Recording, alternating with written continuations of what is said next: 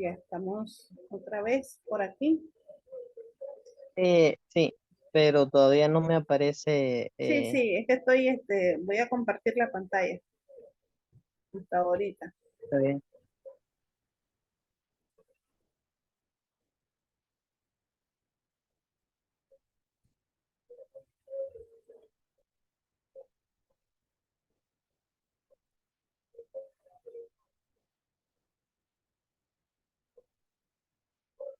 Me avisa cuando le aparezca.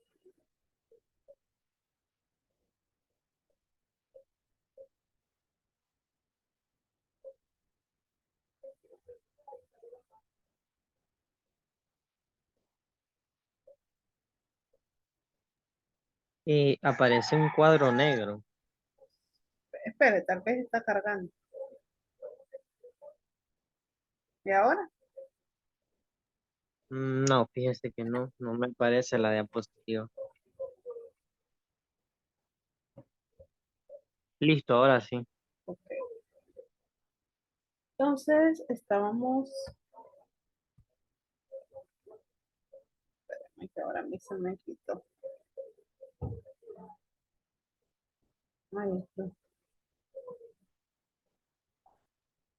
Menciono rápido la compra. Espérame.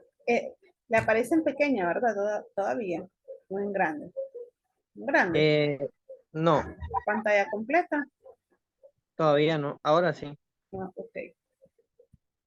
Entonces estamos aquí, ¿verdad?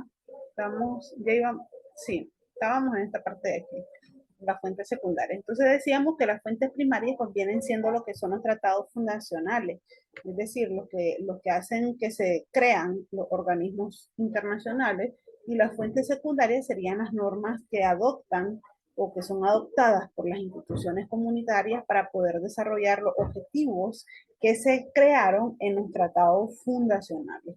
Entonces, ¿cómo podemos decir o cuáles son esas normas adoptadas? Estas vienen siendo lo que son los reglamentos de las organizaciones, lo que son las decisiones de las directivas, algunas recomendaciones que ellos realizan. O sea, más que todo son las que derivan de los tratados fundacionales. En pocas palabras y en sencillas palabras así podemos decir que las fuentes secundarias son aquellas normas que derivan o se derivan de los tratados fundacionales. Dentro de los principios del derecho comunitario tenemos el primero, que es el principio de libre circulación de bienes, servicios, personas y capitales. ¿A qué nos estamos refiriendo? Bien, cuando hablamos de este tipo de principios, son básicamente como uno de los beneficios que se van a crear una vez que los Estados miembros pues, participen dentro de esa organización internacional. Se refiere a lo que son las eliminaciones de barreras comerciales entre los Estados miembros, por ejemplo, la libre circulación de personas y capitales. Yo le mencionaba el sábado pasado, por ejemplo, que cuando usted va a Europa, usted puede ir a conocer muchos países desde el continente europeo, precisamente. ¿Por qué? Porque tienen una barrera, tienen libre barrera para la circulación de las personas. No es como aquí, que por ejemplo, si queremos ir a Costa Rica, existe una barrera, ¿verdad? Que lo impide. ¿Por qué? Porque no hay ese tipo de libre circulación, en este caso de personas. Tenemos el principio de no discriminación, que se refiere a la prohibición de cualquier forma de discriminación por razón de nacionalidad, raza, género, religión, orientación sexual o cualquier otra condición personal o social también. Tenemos el principio de subsidiariedad. ¿A qué nos estamos refiriendo con este principio? Se refiere a que las decisiones deben tomarse a nivel de la Unión Europea solo si no pueden ser tomadas de manera efectiva a nivel nacional o regional. O sea, en el caso de que una decisión no pueda ser tomada de una manera nacional o regional, entonces quien deberá tomar la decisión va a ser la Unión Europea como tal. Luego tenemos el, ¿Cómo podría ser un ejemplo de esta de la subsidiariedad?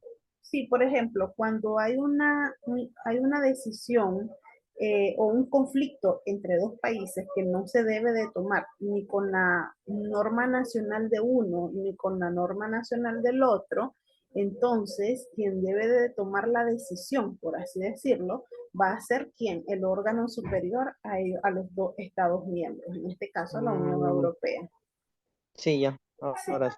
Tenemos el principio de proporcionalidad, que se refiere a que las medidas adoptadas por la Unión Europea deben ser proporcionales al objetivo que pretendan alcanzar. Y en esto estamos lo que le mencionaba el sábado pasado, la realidad nacional.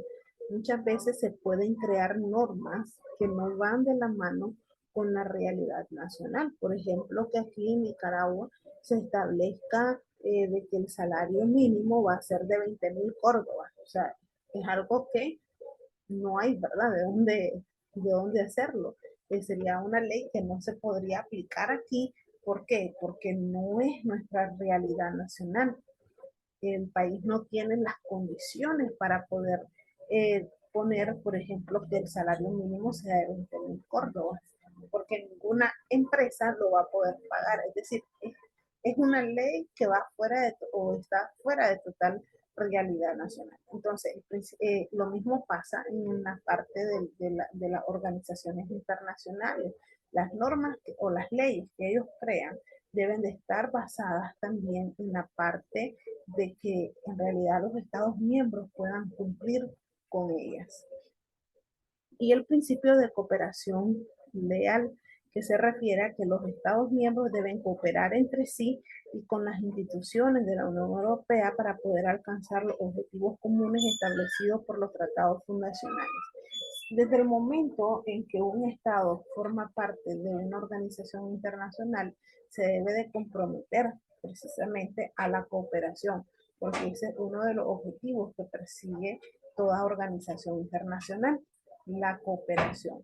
Entonces, en este caso, todo Estado miembro debe de cooperar entre sí para poder alcanzar los objetivos que se establecieron, en este caso en el tratado fundacional, es decir, cuando crearon la organización como tal.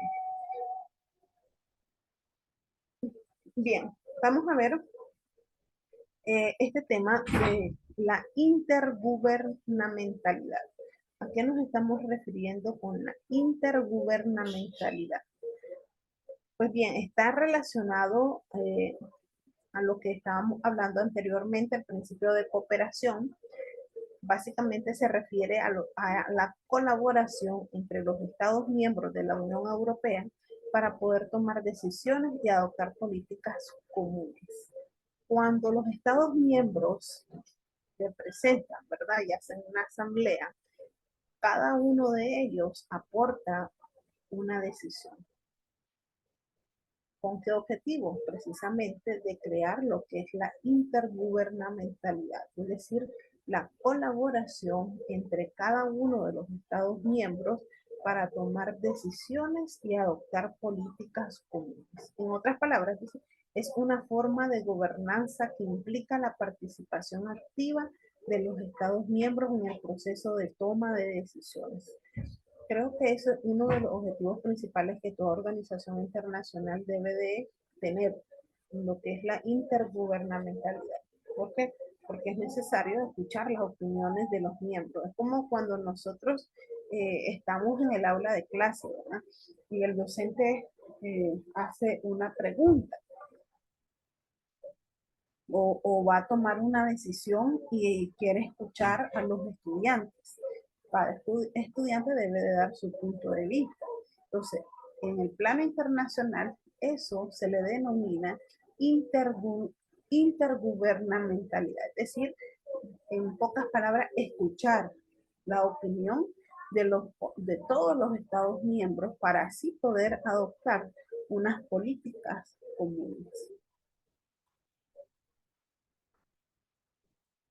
Esta forma de gobernanza se ha desarrollado a lo largo del tiempo como una respuesta a la creciente complejidad y diversidad de la Unión Europea y se ha convertido en un elemento fundamental del derecho comunitario. O sea, es importante lo que es la intergubernamentalidad de los países Estados miembros porque en primer lugar pues se sienten eh, escuchados. Y después de que se sientan escuchados, es como algo de doble filo, ¿no? O sea, yo doy mi opinión, pero también estoy obligado a cumplir con el acuerdo que se llegue.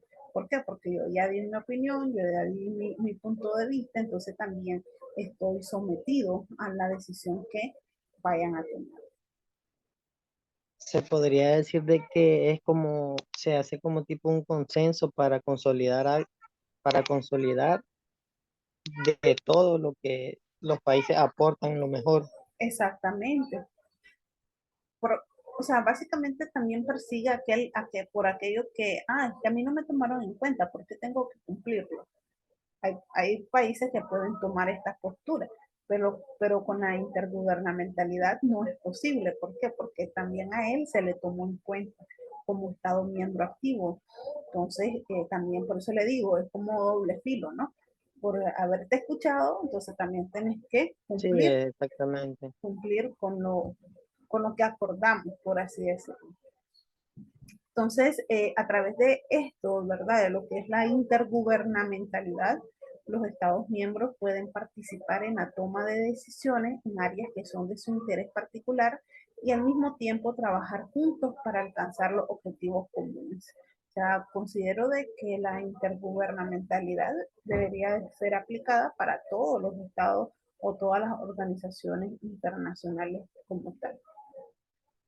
En lo que es la Unión Europea, nosotros podemos ver lo que es este concepto de intergubernamentalidad en lo que es el tratado fundacional de ellos. Se aplican áreas de políticas específicas como por ejemplo la justicia, los asuntos de interior, la política exterior, la seguridad común, la cooperación en materia de defensa.